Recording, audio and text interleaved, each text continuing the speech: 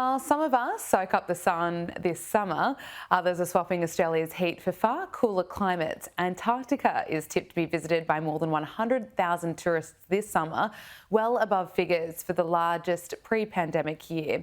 It's raising questions of how sustainable this tourism market can be, and for more on this, we're joined by Elizabeth Leane, Associate Dean of Research Performance at the University of Tasmania. Elizabeth, thank you for your time. Why has the demand increased? Yeah, that's a good question, Gab. And I think there's two factors there. One is that there are more vessels available now. So there have been vessels being built over the last few years which have come online. And so there's more supply, essentially. The other reason, and this is a bit more speculative, I think, is that during the COVID years, people have been pent up and they find wide open wilderness, remote spaces really appealing. So they're heading for them. Is there a certain way to do it? Is there one way that's better than the other? Look, most people, about 98%, go with cruise operators from the bottom of South America. So that's very much the standard way. There's about 50 operators down there operating. So you can choose between, really high-end luxury experiences to more bargain basement experiences, which is still pretty expensive, mind you. But I would advise people to be choosing an operator that aligns with their values. So if you're worried about your environmental impact, choose an operator who's really, at the cutting edge in that sense.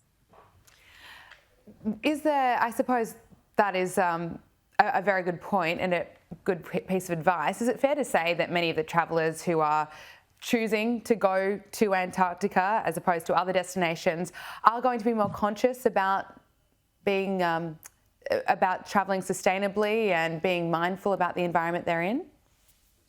Yeah, certainly on particular cruise lines, that's the case. And there is a phenomenon called the Antarctic ambassador effect.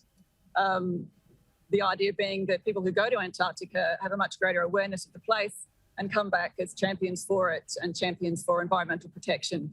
Still a little bit unclear just how strong that effect is, but one of the things that I'm trying to do as a researcher is make sure that people get the kind of education and experience in Antarctica that will lead them to that outcome. Is there an education element to it as well? If people are travelling to Antarctica, can they, I suppose, add that on?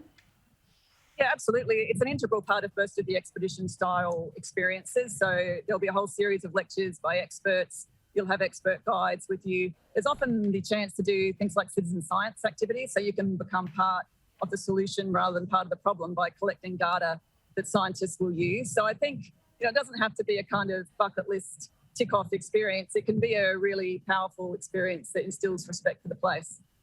With more people choosing to go there, what impact will it have on the ecosystem?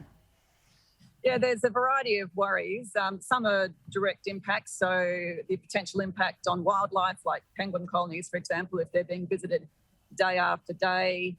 There's always the risk of some invasive species or pathogens finding their way into Antarctica on a tourist. They try really hard not to do that. So if you go to Antarctica, you'll find that your pockets are being vacuumed and your backpacks being turned inside out and vacuumed to stop that happening, but it might happen. There's pollution. For example, black carbon comes out of ships' funnels, settles on the snow, decreases the snow's albedo, its ability to reflect, and then it melts more. There's a risk of some kind of accident and potential pollution that way through fuel spills and so forth.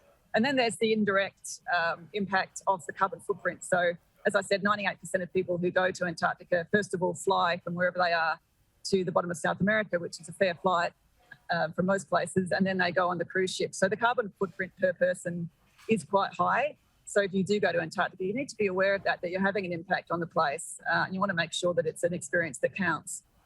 Elizabeth Leane, thanks so much for your time. We have to leave it there.